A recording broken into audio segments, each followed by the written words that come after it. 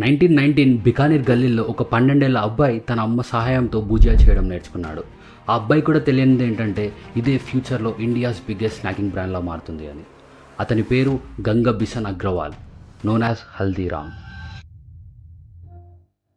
ఒకప్పుడు రాజస్థాన్లో ప్రజలు భుజియా చాలా ఇష్టంతో తినేవారు. దానిని శనగపిండితో తయారు చేస్తారు. దానితో పాటు రాజస్థాన్ ప్రజలకి మూందాలంటే కూడా చాలా ఇష్టం. సో హల్దీరామ్ ఒక సింపుల్ థింగ్ అబ్జర్వ్ చేశాడు. ఈ శనగపిండిని ఇంకా మూందాల్ని రెండు మిక్స్ చేసి భుజియా చేయడం స్టార్ట్ చేశాడు, which later become a massive hit. దీనిని ఒక నార్మల్ బ్రాండ్లా కాకుండా ఒక ప్రీమియం సెగ్మెంట్లో తీసుకెళ్ళాలి అని చెప్పి ఒకప్పటి కింగ్ అయిన దుంగర్ సింగ్ పేరు పెట్టి దుంగర్ సేవ్ అని పెట్టాడు. సో బయట మార్కెట్ కంటే ఒక 5 పైసలకి ఎక్కువ అమ్మేవాడు. అయినా కూడా అక్కడి ప్రజలు లైన్లు కట్టి తినేవారు. ఎంత స్టాక్ తెచ్చినా అయిపోయేది. అంతా బాగుంది అనుకుండగా ఇయర్ 1942లో ఫ్యామిలీ డిస్ప్యూట్స్ వల్ల హల్దీరామ్ తను బిల్డ్ చేసిన బ్రాండ్ని ఇంకా ప్రాపర్టీని వదిలేసి తన వైఫ్ మరియు 3 పిల్లలతో ఇంటి బయటికి వచ్చాడు. మళ్ళీ బిజినెస్ స్టార్ట్ చేద్దామంటే చేతిలో రూపాయి లేకుండే. ఒకప్పుడు హల్దీరామ్ తన స్నేహితుడికి సాయం చేసేవాడు. ఆ సహాయాన్ని గుర్తుపెట్టుకున్న స్నేహితుడు 100 రూపీస్ ఇస్తాడు.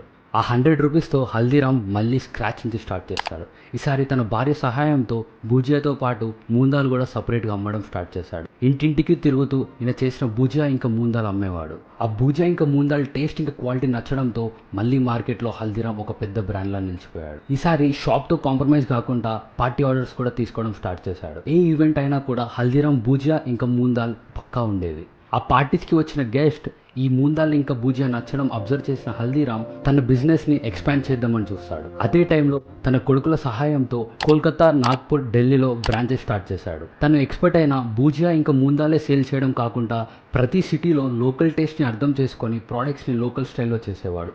భుజియాతో పాటు ఎన్నో స్వీట్స్, స్నాక్స్ ఇంకా రెస్టారెంట్ స్టైల్ ఫుడ్ కూడా సర్వ్ చేశాడు. ఫైనల్లీ ప్యాకేజ్డ్ ఫుడ్ కూడా స్టార్ట్ చేశాడు హల్దీరామ్. ఇండియా లిబరైజేషన్ తర్వాత మోడర్న్ నైట్రోజన్ ప్యాకేజింగ్తో షెల్ఫ్ లైఫ్ ఉండేలా ప్యాకేజింగ్ని తయారు చేశాడు.